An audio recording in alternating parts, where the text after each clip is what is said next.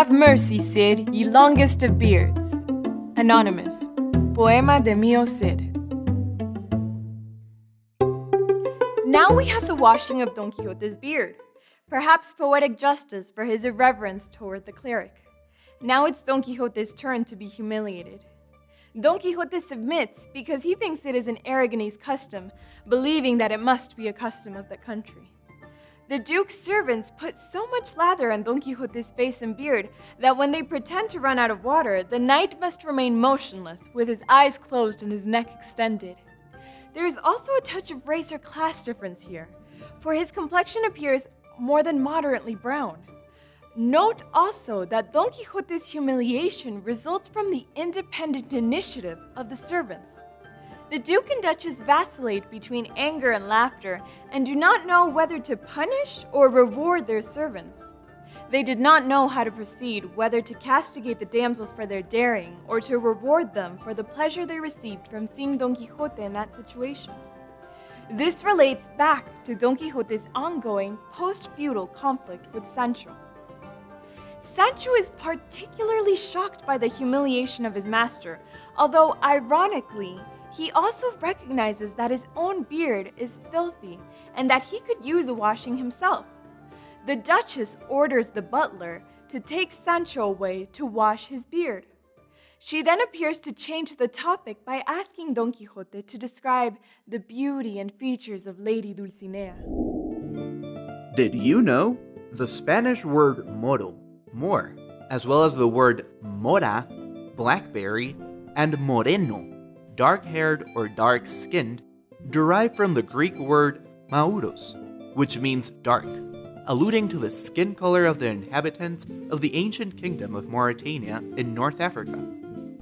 In a hilarious echo of Durandarte's fate in the cave of Montesinos, as well as a hyperbolic version of the Neoplatonic theory of love found in Garcilaso de la Vega's fifth sonnet, Don Quixote says that he wishes he could remove his heart and place it on the table so that your excellency might see her portrayed there in detail.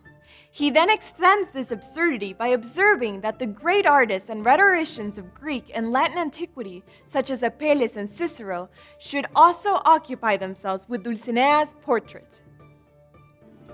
After reaching these heights regarding Dulcinea's perfection, Don Quixote then descends back to reality when he reports his recent disillusionment at El Toboso. Notice again how Cervantes' humor relies on a tactic of excess. He accumulates a mildly comical point until it becomes unbearable and awkwardly funny again. I found her enchanted and converted from princess into peasant, from beautiful to ugly, from angel into devil, from sweet to pestilent, from eloquent to rustic, from graceful to uneasy, from light into darkness, and finally, from Dulcinea of Toboso into a lowly farm girl from Sayago. Quixotic mission. According to Don Quixote, how was Dulcinea transformed outside of El Toboso? A. From a lawyer into a housewife. B. From an exotic dancer into an actress. C. From light to darkness.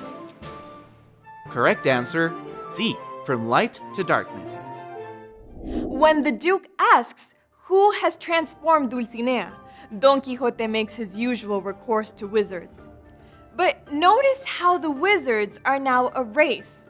Who else could it be but some evil enchanter from among the many who envy and pursue me? That accursed race, born into the world to tarnish and destroy the deeds of the good, and to elevate and brighten the workings of the wicked. Which race might this be? Finally, Don Quixote portrays himself once again as the modern romantic hero. To take from an errant knight his beloved is to remove the eyes with which he sees and the sun by which he is enlightened and the sustenance by which he lives. A knight errant without a beloved is like a tree without leaves, a building without a foundation, and a shadow without a body to cast it. Another amazing aspect of Cervantes' prose is that he combines pathos and bathos, i.e. heartbreaking tenderness and laughable satire, like few authors before or since. That's all for now. Join me next time as we continue interpreting the most important literary masterpiece in the Spanish language. Once again, Cervantes is countercultural. Whoa. This is my space. Once again, Cervantes is countercultural with respect to his time by advancing feminist ideas. If you want to subscribe to our YouTube channel, click here. To enroll in our course, click here.